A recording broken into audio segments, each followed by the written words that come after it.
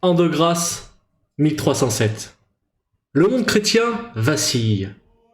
L'Orient est tombé. L'Occident pourri. La peste ronge les bêtes. La peur ronge les hommes. Et l'Église s'égare entre Rome et Avignon.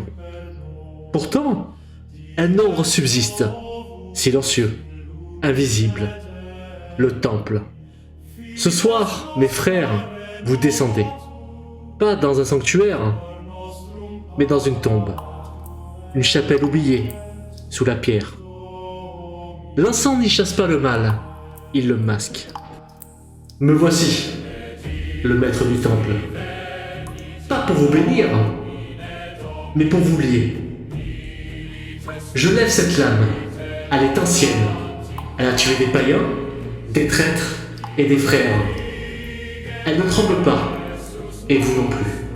Êtes-vous prêt à renoncer à votre nom, à vos terres, à votre mémoire, pour servir non pas la croix, mais la vérité qu'elle garde au-dessous? Alors, à genoux. Ce que vous étiez meurt ici. Par le fer et par le sang, vous êtes scellés, Templiers. Prenez cette croix. Ne la portez pas sur la poitrine, gravez-la dans votre cœur. Elle vous brûlera si vous mentez. Elle vous guidera si vous croyez. Car l'ennemi ne vient pas de la mer, Templier, ni par la lame. Il se glisse dans les songes. Il rampe sous les pierres. Il vous connaît déjà. Alors, levez-vous, frères. Le temple a besoin de vous. Et que Dieu vous pardonne ce que vous allez voir. Effectivement, vous exécutez. Vous voyez que les cierges s'éteignent un à un, comme si une main invisible étouffait leur lumière. La lourde porte de fer se referme lentement derrière vous, dans un grondement sourd. Le silence qui suit n'est pas sain. Il est lourd, ancien, presque étouffant. Un templier surgit des ombres. Sa cape est grise de poussière. Ses bottes souillées d'argile. Son regard est cerné, mais toujours droit. Ses gantelets encore tachés de terre. Frères, suivez-moi. Le maître a dit que le temps se fissure. Et vous entraîne effectivement à travers un enchevêtrement d'escaliers étroits, voûtés, humides. Le vent ne souffle pas ici. L'encens est rance. Vous descendez. Toujours. Au bout d'un long couloir, vous entrez dans une salle basse, presque oubliée du palais. Les murs y sont tapissés d'ombre.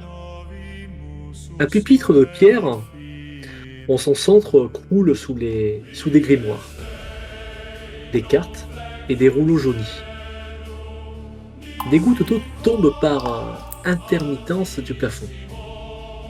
Deux hommes vous attendent. Le premier, un vieil homme voûté, au dos tordu par les années. Ses doigts sont tachés d'encre, son regard lointain.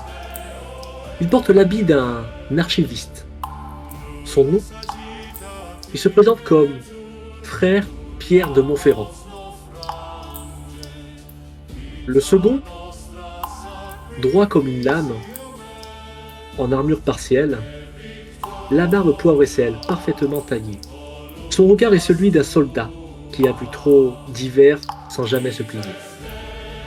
Il se présente également sous le nom de Sire Renaud de Villiers, précepteur de Provence.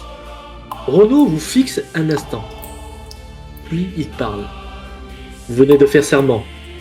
Oubliez les rites, le repos ou les bénédictions. Votre baptême du feu commence ce soir. Il déroule une carte grossière de la vallée du Rhône. Plusieurs taches d'encre noire y marquent le nom de Graveson et d'autres hameaux rayés. Depuis un mois, la terre est gronde, les champs pourrissent, les bêtes s'égarent. Les puits exhalent la puanteur des centrales du monde. 7 âmes ont disparu. Les paysans murmurent qu'une chose rampe sous leurs pieds. Père Pierre lève lentement les yeux. Sa voix est basse, mais chargée. Certains signes correspondent à un texte que nous avons rapporté de Jérusalem. Il est dit que lorsque la terre parlera et que nul ne voudra l'écouter, le premier s'affaiblira. Renaud pointe un lieu sur la carte, une vieille chapelle en ruine sur une colline. Une pierre clé y était autrefois gardée. Si elle a été déplacée ou volée, alors le sceau est vulnérable. Vous devez la retrouver. Mais prenez garde. Si ce que nous soupçonnons est vrai, ce n'est pas de ce monde. À cet instant, effectivement, un grondement léger, presque un soupir, fait vibrer les murs Et effectivement, vous pouvez voir également de la poussière qui tombe des voûtes, silencieuses comme de la cendre. Renaud referme le parchemin. Son regard se plante dans le vôtre. Posez des questions si vous en avez, car lorsque vous quitterez cette crypte, les réponses seront enfouies avec les morts. Nous allons donc affronter le mal. Sire Renaud incline lentement la tête, presque imperceptiblement. Non, vous n'allez pas l'affronter. Vous allez l'empêcher. Avant qu'il n'ait un nom, avant qu'il n'ait une forme. Quels sont ces noms de villages rayés sur cette carte? Sont-ils en lien avec ce qui se passe à Graveson? Mayan, Renona, Erag, tous rayés, tous touchés. Il pointe Graveson. Le dernier encore debout. Mais pour combien de temps? Frère Pierre ajoute d'un ton assez bas. Tous proches du Rhône, tous anciens, tous bâtis sur de vieilles pierres, trop vieilles. Chacun d'eux avait-il un sceau? Frère Pierre secoue lentement la tête. Non, pas à ma connaissance. Seul Graveson porte mention d'un verrou de terre dans les textes anciens. Renaud, quant à lui, précise: les autres sont des échos, pas des sources. De quelle chapelle s'agissait-il encore? La chapelle qui se trouve sur la colline, à proximité de Graveson. Devons-nous faire autorité de notre appartenance à l'ordre? Ou nous faut-il cacher ce que nous sommes? Renaud te fixe regard dur. Montrez vos croix, si cela vous ouvre des portes. Cachez-les, si cela vous sauve la vie. Puis plus bas. Le roi n'aime plus nos sceaux. Et l'Inquisition les brûle. Frère Pierre hoche la tête lentement. Que l'on vous prenne pour des pèlerins ou des ombres, l'essentiel est que la pierre revienne. Ainsi donc, il est vrai que le roi Philippe, mais pourtant notre ordre est appuyé par le pape. Renaud acquiesce à un rictus bref, sans joie. Le pape approuve, oui, depuis Avignon, mais Philippe tient les coffres, les terres et les chaînes. Il s'approche et il baisse la voix. Le roi veut notre fin. Le pape nous tolère et l'ennemi, lui, n'attend pas. Frère Pierre murmure presque pour lui-même. Il y a des forces qui dévorent les royaumes sans lever une armée. Puis il te regarde plus lucide. Ne comptez ni sur Rome, ni sur la couronne. Ce que vous allez affronter n'a jamais reconnu d'autre loi que celle des profondeurs. Et il y a un souffle glacial qui glisse à travers les pierres. Nous vaincrons le démon. Si Dieu le veut. Et alors priez, mais marchez vite, car les démons, eux, ne dorment pas. Renaud vous tend un rouleau de parchemin. Voici les terres, les chemins et les silences à ne pas rompre. Il vous fixe. Chacun votre tour. Le temple n'oubliera pas ce que vous allez faire, mais il ne pourra rien faire. Vous pouvez entendre également dans le couloir qu'il y a des pas qui s'approchent. Frère Alaric vous attendra aux écuries. Vous voyez que ce dernier hoche la tête. précisant que les chevaux seront prêts. Je les salue d'une inclinaison du buste, comme il sied à un frère nouveau de l'ordre envers des frères plus anciens. Je prends mon épée comme si c'était une croix et je la frappe contre ma poitrine. De manière martiale. De même que frère Aymar, je m'incline devant ses nouveaux camarades. Frère Pierre pose sa main sur le parchemin que vous emportez. Que votre foi vous guide, plus sûrement que vos âmes. Et que vos armes. Romain ne répond pas, mais incline la tête avec respect. Dans le couloir de Pierre, où vous vous rendez du coup, sûrement pour vous rendre vers l'entrée du château, que faites-vous? Est-ce que vous souhaitez déjà un petit peu parler? Je propose de quitter au plus rapidement possible cet endroit clos qui m'inspire peu confiance. Si ce que j'ai bien compris ce qui nous fut dit, il faudra peut-être vous habituer à des lieux souterrains, car la mission qui nous incombe semble être liée à des choses souterraines. Et donc je retire mon home. Je suis frère Roland de Castelnau, camarade d'armes. Je pense que j'enlève aussi mon casque. Je me nomme Guillaume d'Albon, mon très cher frère. Je suis Aymar de Lusignan. Puisse Dieu nous avoir en miséricorde pour ce qui nous attend. Vous aurez noté que je ne porte pas l'épée, ni le bouclier, ni la cotte de maille. Mon arme n'est pas le fil de l'acier tranchant, mais celui de la connaissance. Futur archiviste peut-être? Je suis templier. Frère Roland, êtes-vous de la famille de Pierre de Castelnau, qui fut-elle le bien malheureux déclencheur de cette sainte guerre contre les hérétiques albigeois? Non pas. Je n'ai pas d'acquaintance avec cette noblesse-là. Je n'ai point d'acquaintance avec cette noblesse-là. Je n'ai point d'origine noble. À tout le moins, si vous voulez le savoir. Ah. Castelnau désigne littéralement l'endroit d'où je viens. Oui, et il est moult Castelnau de par le terre, tant ce nom, son étymologie, Châteauneuf est bien commun. Mais il y a un Pierre de Castelnau dans ma famille, c'est mon frère aîné. Ah. A-t-il également rejoint le métier des armes pour cette noble cause que celle de l'ordre? Non, il est vigneron. Oh, il me faut croire que vous ne participerez pas aux vendanges cette année. Ça fait longtemps que je n'ai plus tout travailler la terre. Si vous me permettez, mes frères, je voudrais profiter que nous soyons encore dans ces bâtiments où nous trouverons facilement des chandelles pour lire le parchemin qui nous a été remis. Et puis je les regarde très sérieusement, sans me moquer. Savez-vous lire? J'ai un psautier, donc Oui. Je sais déchiffrer le latin. Le psautier te sert à psauter quelques filles de ferme. Et donc j'ouvre mon psautier. J'ignore ta remarque et de manière pompeuse,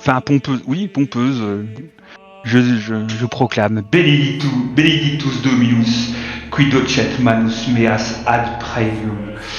Bien, fort bien. Et donc, oui, je vais chercher une lumière, si possible, effectivement, peut-être au niveau de la cellule où je suis actuellement hébergé au palais. Et avec cette lumière que j'allume, rapidement, je vais ouvrir le parchemin. J'imagine qu'il doit être écrit en latin, mais qui sait, peut-être est-ce une autre langue. Et voir de quoi il en retourne. Alors effectivement, tu déroules le parchemin, la lumière... 144. Et tu vois que l'encre est fine, presque effacée par le temps. L'écriture est en latin ancien, serrée, tremblante, sans nom d'auteur.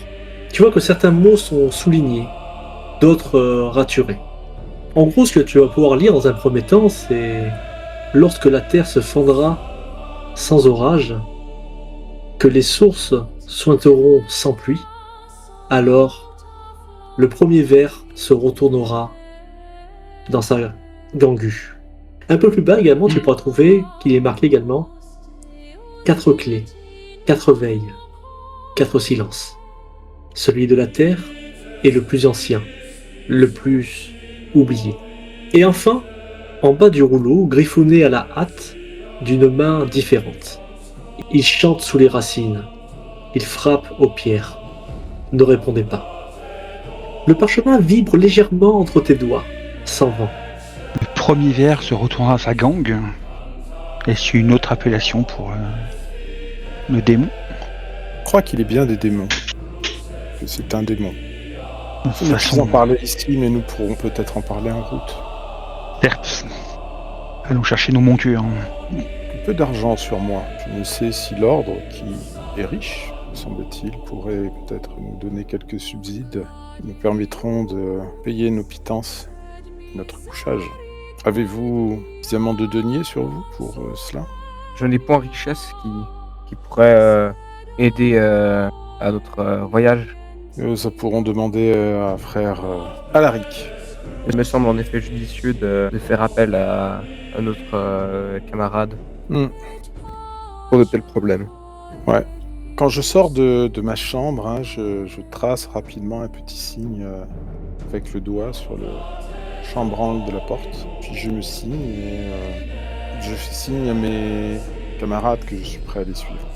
Donc déjà, quand vous descendez, donc, vos torches que vous avez en main, ce qui fait vraiment sombre dans le palais, surtout à cette heure-là, les torches le long du couloir vacillent, jetant sur la pierre des ombres qui semblent vous suivre. Vos pas résonnent dans les galeries étroites du palais. Le plafond est assez bas, soutenu par des arcs usés par les siècles. Une odeur de cire froide et de moisie flotte dans l'air.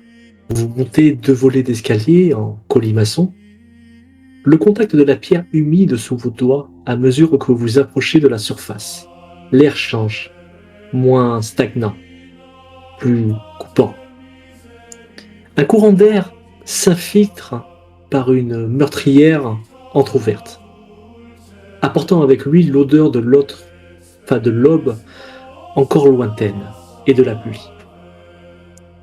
Vous traversez une grande salle voûtée, silencieuse, où dorment quelques frères dans leur manteau blanc. Personne ne parle.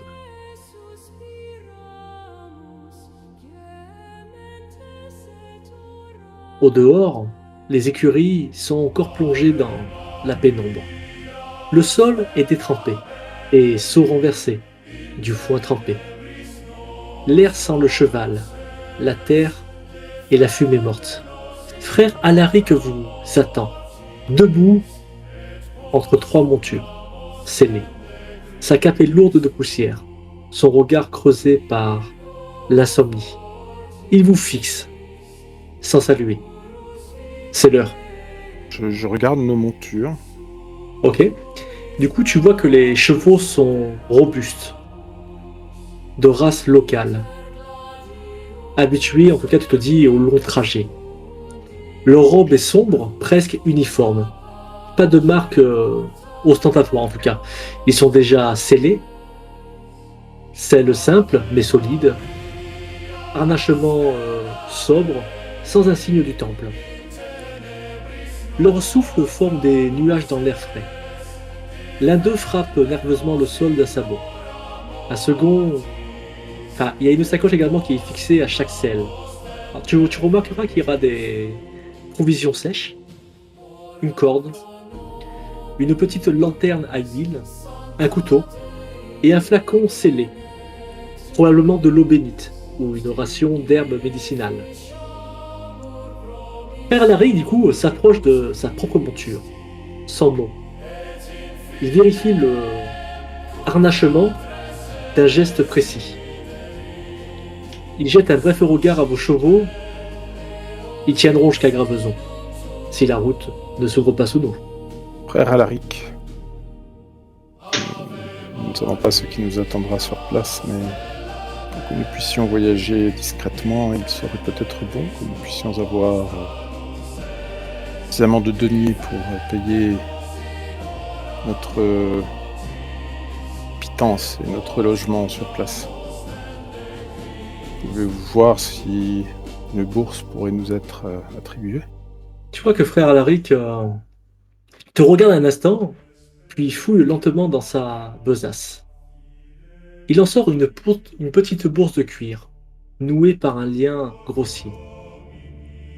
Elle teinte légèrement. Pas grand-chose.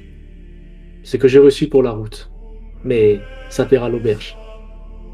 Ou fermera quelques bouches. Il te tend la bourse, sans compter. Ne vous attendez pas à ce que Graveson vous reçoive à bras ouverts. Payez, écoutez. Et parlez avant qu'on vous regarde trop longtemps. La bourse contient l'équivalent de 15 deniers d'argent.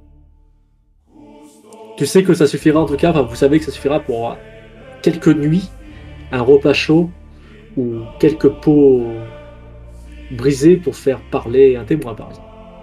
Et je le salue, pareil, d'un petit signe d'inclinaison du buste. Il incline lentement la tête en retour, sans un mot. Il monte en selle avec lenteur, mais sans hésitation. Son regard se perd un instant vers l'est, là où les premières lueurs pâlissent derrière les collines. En selle, le chemin n'attend pas, même quand il se tord. Vous voyez qu'il fait tourner sa monture et commence à avancer d'un pas lent vers les portes sud d'Avignon. Et vous prenez la route. Je discute quand même en route pour faire connaissance. Il est tragique que nous ayons été chassés de Terre Sainte, n'est-ce pas? C'est politique. C'est tous ces puissants qui n'écoutaient pas la voix de Dieu et qui se sont allés qui se sont laissés aller à leurs intérêts personnels, qui ont provoqué ces divisions. Vous pouvez chasser des Terres Saintes. Et vous voyez, je dis ça d'un ton amer. Y avez-vous combattu? J'en reviens, oui. Voilà. Et depuis, j'ai servi. Et puis en retour, j'ai servi contre les bandes routières du Rouergue. Et maintenant, avant le serment, j'étais ici pour renforcer la garde pontificale. Et vous-même, frère Aymar, vous avez participé aux croisades? Pas vraiment. J'ai été à Chypre, puis brièvement à Tortoise, plus au nord, en face de Damas, sur la côte. Mais je vois. Alors, malheureusement, j'étais encore jeune et c'est à ce moment-là que les Mahométans ont chassé les chrétiens. Je sais ce que c'est, j'étais au siège d'Acre. Oui. Je n'ai pas eu l'occasion de combat, je ne suis pas un combattant. Disons que j'ai mené mes combats et qui sont différents sans doute. Il faut différentes forces pour combattre. Il est vrai. Dieu m'a mis sa force entre mes mains pour mener bataille. Il a mis la sienne dans votre esprit.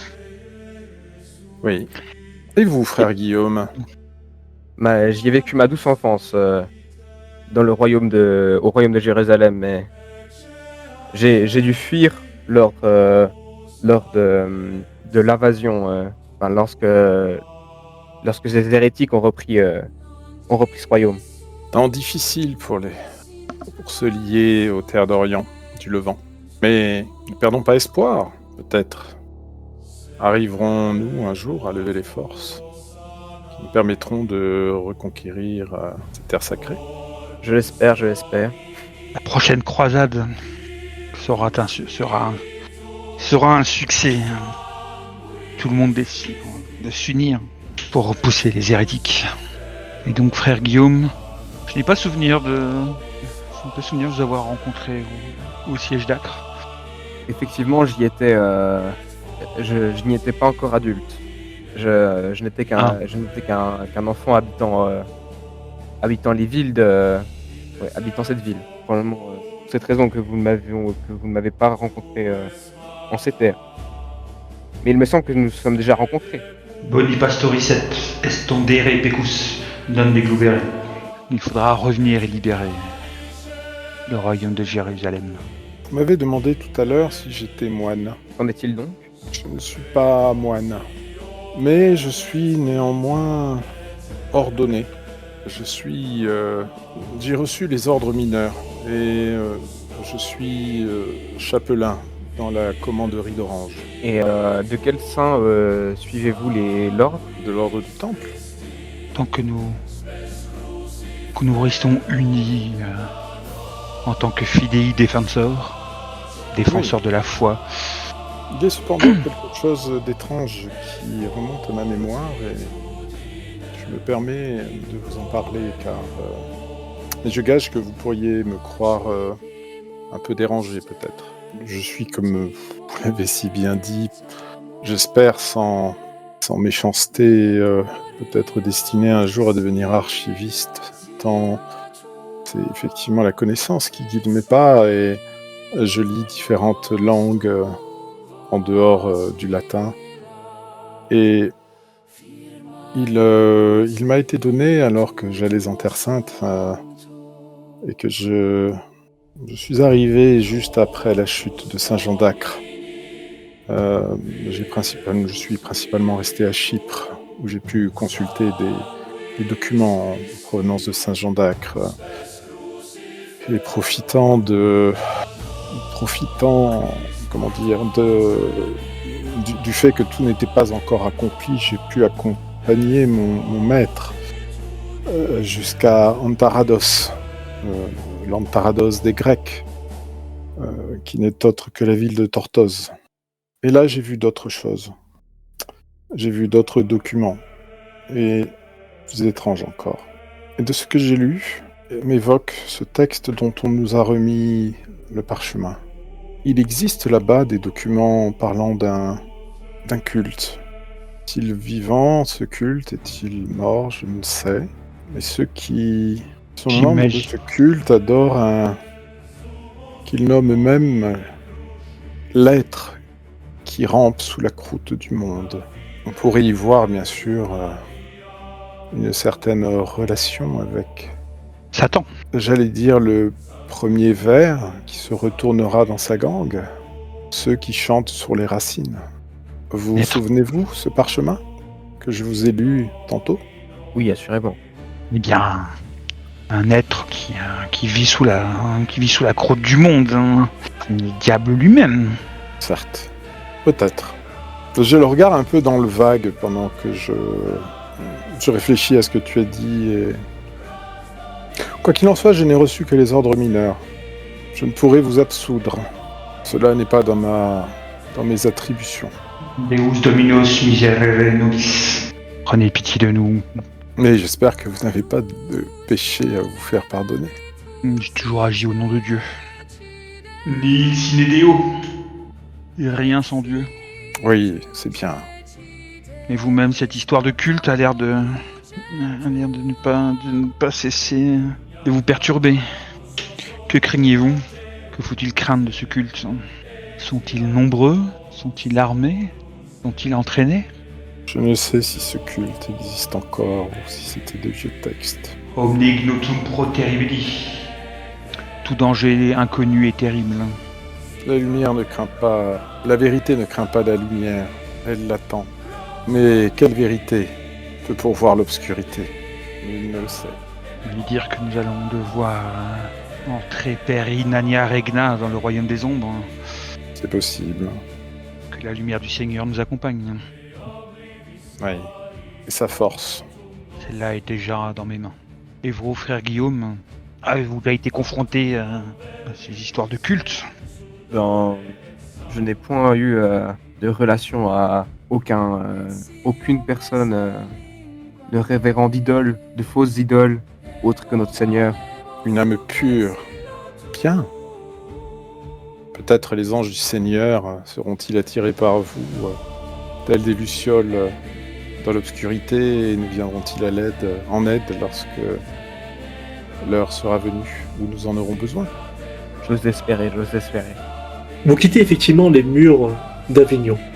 Le soleil, encore bas, peine à percer effectivement les nuages lourds. La lumière est grise, diffuse. Les bois alentours semblent voilés de brume. La route est pavée, mais inégale. Des flaques stagnent entre les pierres. Les arbres, aux feuilles d'un vert fatigué, se penchent comme pour chuchoter entre eux. Et vous-même, frère Alaric, avez-vous déjà été confronté à ce culte satanique ou à des écrits le décrivant? Tu vois que frère Alaric garde un silence un long moment. Puis, d'une voix basse, pas un culte. Mais j'ai vu un village vidé, sans feu, sans cri, sans sang, juste vide. Et une croix, renversée dans la boue. Il serre un petit pendentif de terre cuite à son cou. J'ai prié, rien n'a répondu. Alors j'ai appris à écouter. Ce que les pierres ne disent pas. Il te regarde enfin. Ce que vous cherchez, ça n'a pas besoin de fidèles, seulement d'oubli et de silence. Cela voudrait dire que mon bouclier pourrait ne pas être très utile. Hein. Tu vois que frère Alaric te regarde impassible. Contre l'acier, ton bouclier est une muraille. Contre ce qui n'a pas de forme, il est une prière en bois. Mais parfois, ce n'est pas l'arme qui protège. C'est celui qui ose rester debout quand tout recule. Frère Aymar, j'espère que ceci vous éclaire plus que moi. Je n'ai point saisi, je n'ai point réussi à percer l'obscurité de ses propos. Nous verrons bien. En tout cas, comptez sur moi pour détourner l'acier de vos corps. Tous les dangers ne sont pas faits d'acier, certains ne sont juste faits de cornes. La corne d'un sabot de cheval ou de la griffe d'un loup. Pour cela aussi. Mais pour le reste, je ne m'y entends guère. Je gage que le courage est avec vous. Vous allez continuer à peu près une bonne heure. Et après cette heure-là, vous voyez que frère Alaric s'arrête son cheval. Il descend. Vous sentez?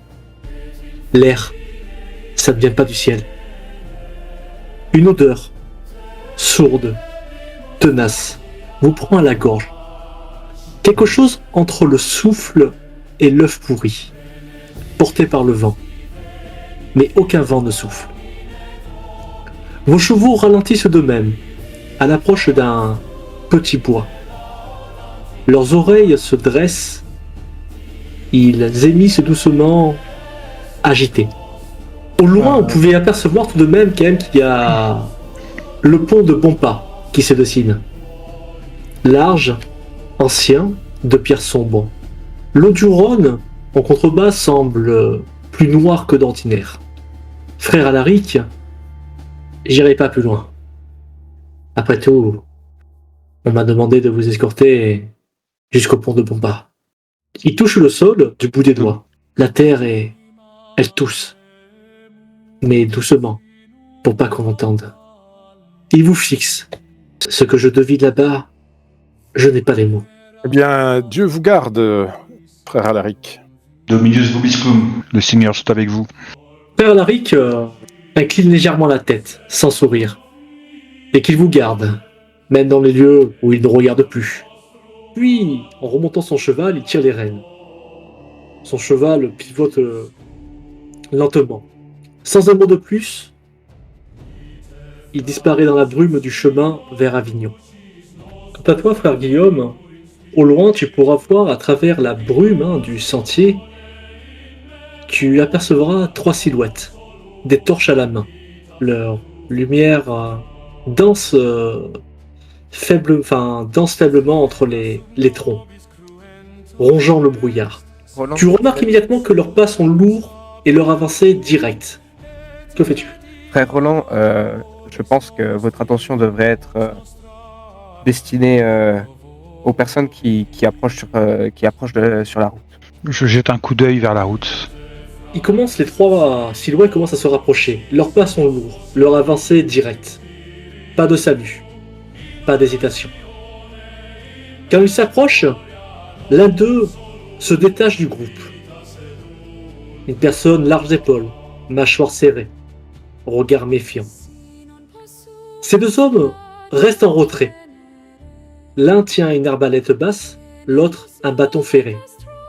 La personne qui s'est avancée, qui s'est mise en avant, vous jauge un à un, puis crache au sol. Des Templiers. Un silence sec tombe. Ça manquait ça, ici.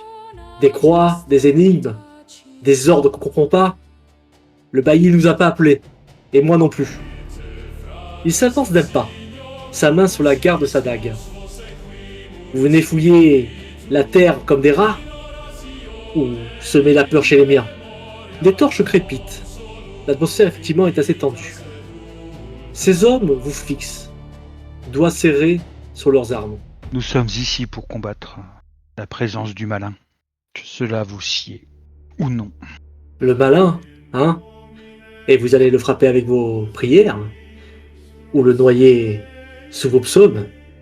Il vous dévisage, les yeux plissés. Ici, le seul démon, c'est la faim, les fièvres et les disparus qu'on ne retrouve pas. On n'a pas besoin de frères jurés, on a besoin qu'on nous fiche la paix.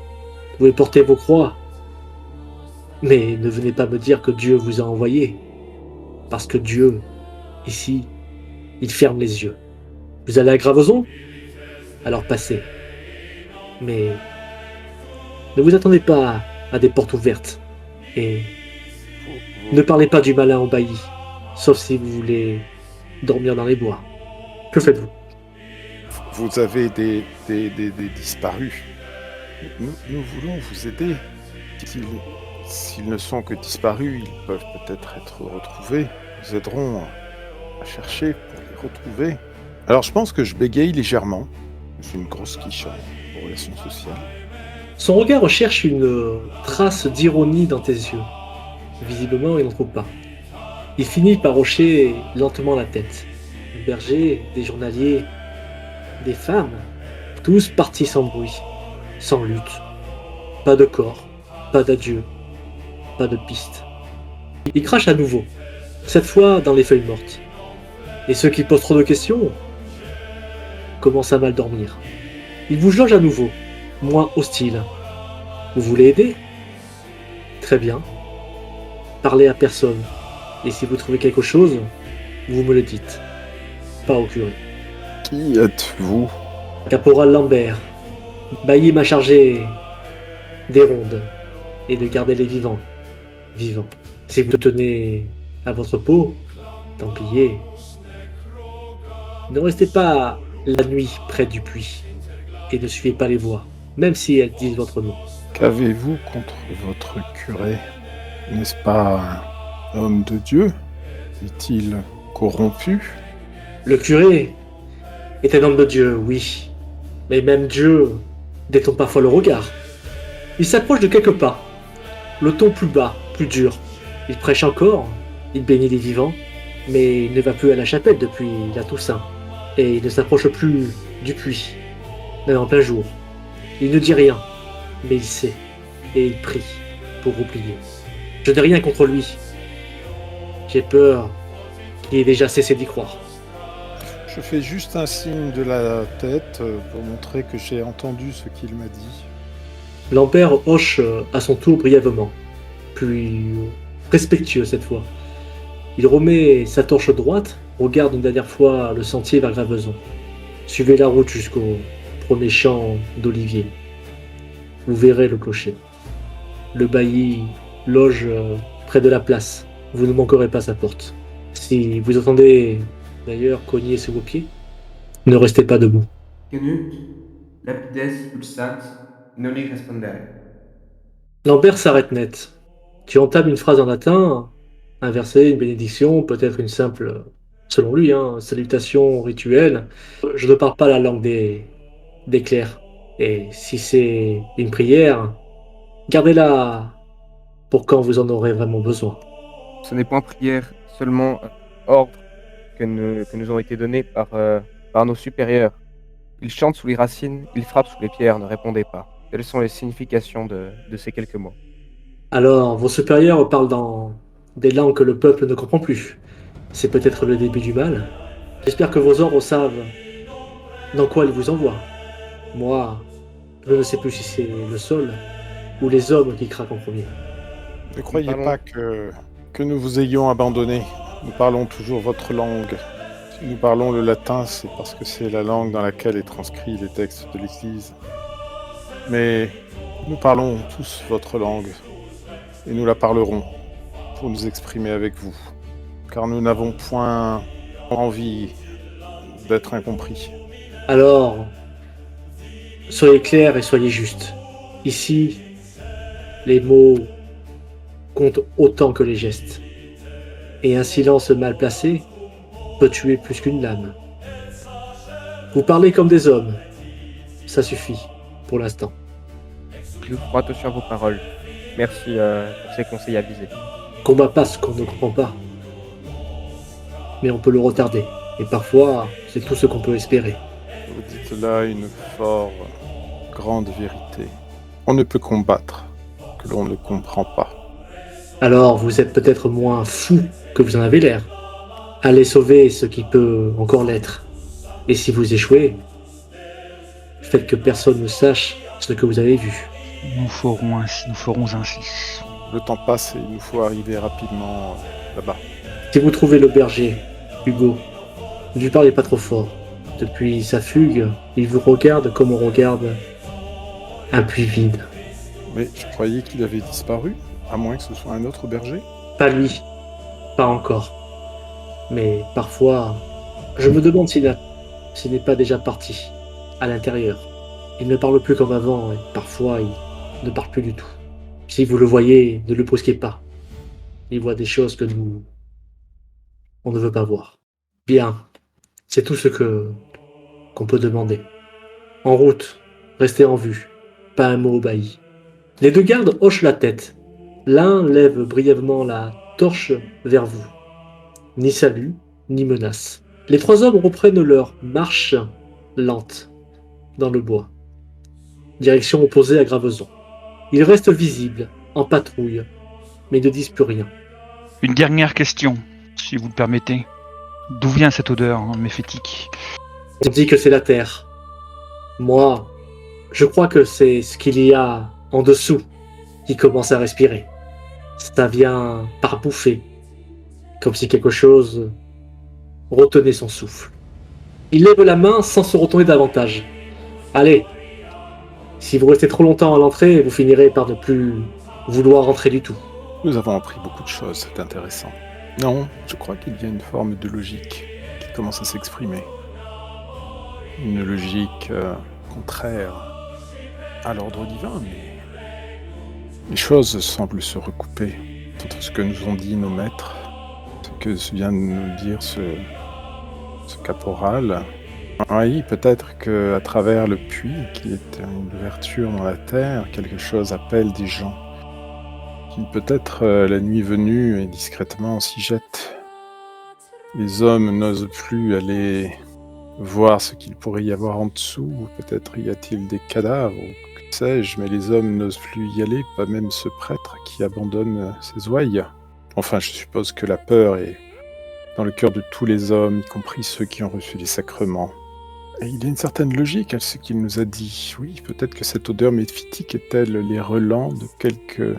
Je les regarde avec un regard un peu brillant, quelques démons de l'Apocalypse, un dragon peut-être. Souvenez-vous le texte de l'Apocalypse de Saint Jean. Les dragons surgiront au moment de la fin de la terre. Et les hagiographies des saints sont pleines d'allusions aux dragons. Ils ne sont autres que des vers, des sortes de vers gigantesques soufflant le feu. Que savons-nous exactement de ce que peuvent refermer la terre et de ce qui a pu être enseveli sous elle pour notre sécurité autrefois par les archanges ou les saints? Peut-être y a-t-il en ce lieu, gardé par un sceau, un dragon. Allons bon, un dragon. Je ne crois pas être Saint-Georges. Voyons, cher Roland. Sait-on jamais ce que l'on est réellement jusqu'au moment où cela se révèle? Avez-vous la trempe d'être plus que vous ne croyez être? J'ai éprouvé ma foi au combat. Vous remontez en selle. La brume se disperse lentement à mesure que vous avancez vers le sud. Le sol devient plus ferme. Les cailloux claquent sous les sabots. Le pont de bon pas se dévoile peu à peu à travers les arbres.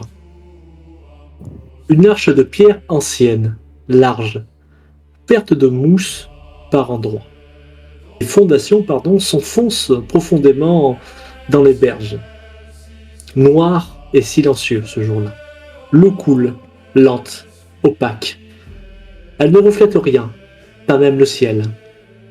À mesure que vous approchez, une légère vibration remonte le long de vos jambes, infine, rythmée, comme un battement. Vos chevaux secouent la tête, nerveux. Également, vous pouvez distinguer que sous le pont, des amas d'algues noircies collent aux pierres. L'air ici est plus lourd, plus humide, chargé d'une odeur de terre pendue et d'eau stagnante. Les arches du pont, autrefois solides, présentent maintenant de fines fissures, comme si la pierre s'était tendue trop longtemps contre quelque chose. Un oiseau s'élève brusquement du parapet, sans un cri. Et un détail vous frappe. Des symboles gravés dans le flanc d'un pilier, presque effacés, à peine visibles à l'œil nu, circulaires, inachevés, inconnus. Le fleuve ne fait aucun bruit. Vous êtes seul sur le pont. Que faites-vous? Moi, je vais arrêter mon cheval et mettre pied à terre. Et j'ai deux choses à faire. La première chose, je voudrais aller voir ce symbole ancien et inconnu pour l'heure. Mais en premier lieu, je vais faire sur le rebord du pont, je vais aller faire ce signe que je trace toujours en récitant une prière afin de lancer une peut-être vaine protection. Et Très donc bien. après avoir tracé ce symbole sur la pierre, je veux voir ces choses gravées. Tu descends, donc vous descendez tous de vos chevaux, hein. Et quand tu vas examiner les symboles, tu peux remarquer qu'il y a une forme circulaire, approximativement 20 cm de diamètre, à peine visible dans l'érosion du temps. Une spirale incomplète, centrée comme un vortex, avec des traits rayonnants, qui évoquent des racines ou des veines, des petites incisions autour, presque effacées, qui pourraient être des runes ou un alphabet archaïque, possiblement quelque chose d'ancien. Le calcaire humide semble également absorber la lumière, accentuant l'idée que ce symbole appartient à quelque chose qui n'est plus tout à fait de ce monde. Si tu effleures, en effleurant sans vraiment toucher la pierre, tu peux ressentir un frisson qui remonte le long de ton bras. Le contact laisse une sensation de récit oublié, comme si ce pilier avait été le témoin d'un rite sans visage. Évidemment, ça ne peut que m'évoquer de choses fort désagréables. J'ai un mouvement involontaire, ma tête se porte légèrement sur la gauche. J'essaye cependant de comprendre ce que je vois devant moi, je cherche dans ma mémoire, dans ce que j'ai lu, dans ce que j'ai vu, essayant de comprendre si je peux rattacher cela à quelque chose. À des... Dans un premier temps, tu peux me faire un test, si tu peux, auprès d'occultisme. Pour info, vous finissez toutes vos parties avec des points de chance non utilisés. 12, ça fait que j'en ai plus que 58. J'ai utilisé 12 points de chance. Ok, donc tu as fait une réussite ordinaire. Effectivement, tu te concentres sur la spirale et les marques qui l'entourent. Ton esprit passe en revue effectivement les fragments de savoir que tu as étudiés ou entendus. Tu te remémores vaguement la structure de la spirale comme un motif ancien, antérieur au symbolisme chrétien, parfois retrouvé dans des manuscrits liés au culte interdit. Les lignes autour ne forment pas un langage, mais un rythme symbolique, un diagramme conçu pour canaliser, appeler ou retenir. La spirale incomplète qui t'inquiète le plus. Ce symbole semble avoir été brisé volontairement, comme si quelqu'un ou quelque chose avait voulu en interrompre la fonction, ou pire, l'inverser. Quant au tesson noirci, il est probablement une sorte de marque rituelle secondaire, un signe de passage peut-être posé par ceux qui vénèrent ce qui est dessous. Tu te dis que l'ensemble du symbole n'est pas un avertissement, c'est une balise, et elle a été altérée récemment. D'un coup, de l'autre côté du pont, dans la direction de Graveson, vous entendez un cri aigu, un cri humain, féminin. Alors je me précipite vers mon cheval. Ouais. À cheval. Allons vite voir ce dont il y a. Je brandis mon arbalète et saute à cheval pour aller voir quel bruit, de quelle origine est ce bruit. Très bien. Quand vous arrivez à la fin du pont de Bonpas, vous entendez un coup, sec, lourd, puis un allaitement, presque étouffé. En franchissant les derniers mètres du pont, vous les voyez, à une vingtaine de pas, juste à l'orée d'un chemin de terre menant vers Graveson. Un homme, large d'épaules, vêtu de toile usée, le visage rouge, abattant son poing à plusieurs reprises sur une femme à terre. Elle est recroquevillée, vêtue d'une robe de lin sale, le visage couvert de boue et de sang. Elle ne crie plus, juste des gémissements étouffés. Et ses mains ne cherchent même plus à se protéger. Le vent vous amène une voix, rauque, haineuse. T'as encore dit ce qu'il fallait pas, sorcière de malheur. Tu veux que les gens écoutent, hein? Il lève à nouveau le bras. Autour, personne. Juste le pont, la route.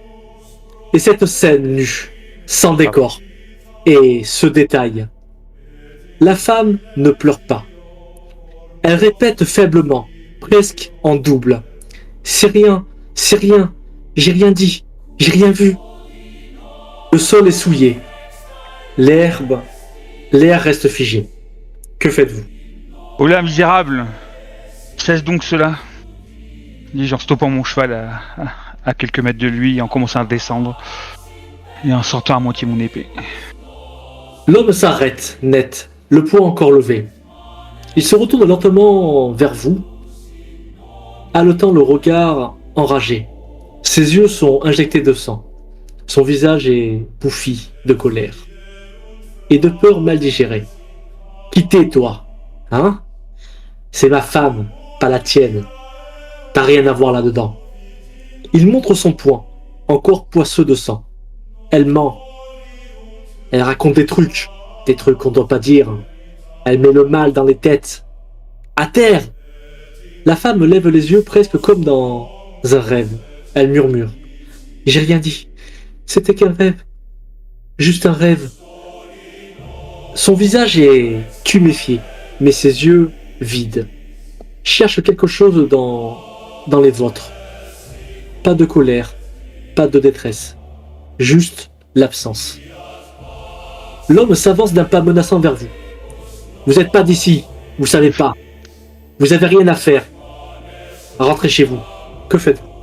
Je finis de sortir mon épée qui s'approche d'un air menaçant. Je le vise de mon arbalète.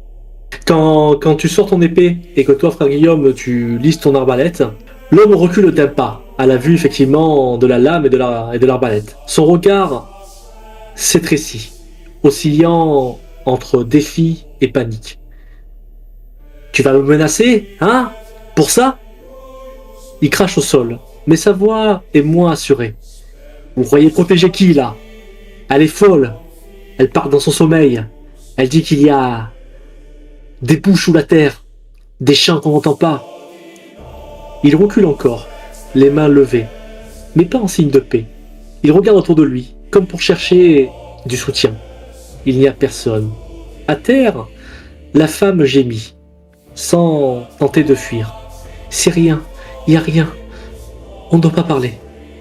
Elle tremble, mais ne pleure toujours pas. Le vent souffle sur le pont, glissant entre vous, soulevant un peu de poussière et de silence. Que faites-vous? Ne t'inquiète pas, l'homme. Bien sûr, nous comprenons ta réaction, c'est normal. Si tu penses que ta femme est une sorcière, il est normal que tu la battes. Mais, nous allons la prendre en charge. Avec toutes ces odeurs nauséabondes, peut-être une maladie traîne-t-elle, peut-être est-elle juste malade, et peut-être est-ce le délire d'une sorte de fièvre. L'homme te fixe méfiant, sa colère freinée par l'épée, mais aussi par tes mots. Elle part pas comme avant. Elle regarde les murs, comme s'il les respire. Il baisse lentement la main, mais ne range pas sa rage.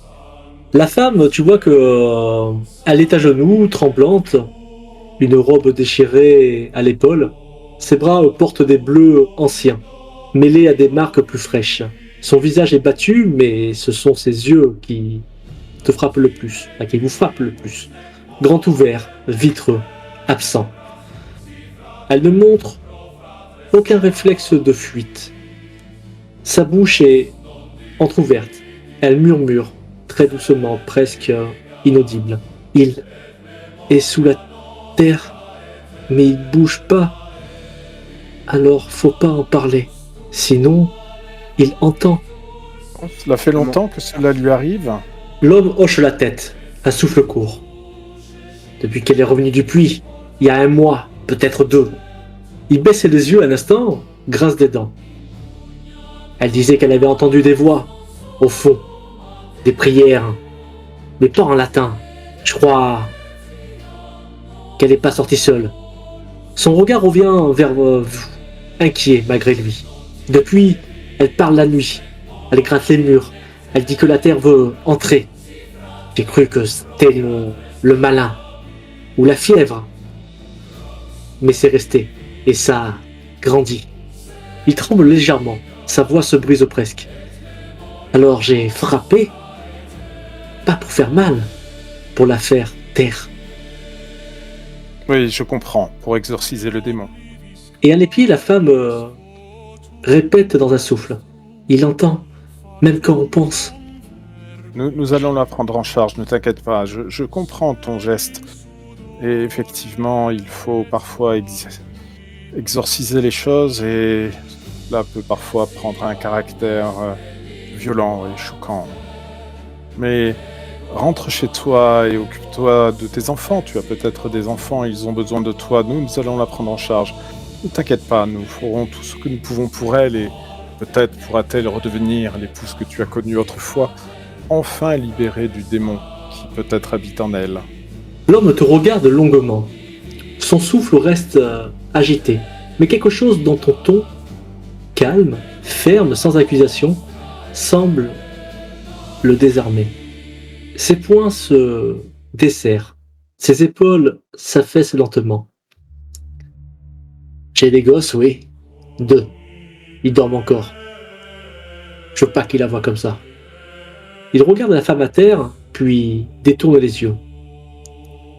Si vous pouvez faire quelque chose, faites-le. Sinon, enterrez-la proprement. Il recule d'un pas, comme s'il s'éloignait d'un feu invisible. Elle s'appelle Agnès. Avant, elle riait tout le temps. Maintenant, elle écoute de choses qui ne devraient pas parler. Il reste là, t'attendant incertain. Et toi, qui es-tu ? Pour que nous te retrouvions, soit pour te dire qu'elle est guérie, soit pour te dire... Je ne finis pas la phrase, laissant sous-entendu ce qui pourrait venir derrière. Je suis son mari. Je m'appelle Guillaume. On est nés ici, tous les deux, mariés par le vieux curé. On a vu les moissons crever ensemble. Il crache à côté. Pas par colère, mais par nervosité. C'est pas que je voulais savoir, c'est que j'ai vu. Elle rentrait plus toute seule. Parfois, elle parlait à la terre. Et j'ai eu peur qu'elle emporte les enfants avec elle. Je vous l'ai dit, j'ai cru que c'était le diable. Mais maintenant, je sais même plus ce que c'est. Il s'éloigne d'un pas, comme prêt à partir, si tu lui dis. Rangez vos épées, mes amis. Je Oui, pense que... Va, nous prenons la suite.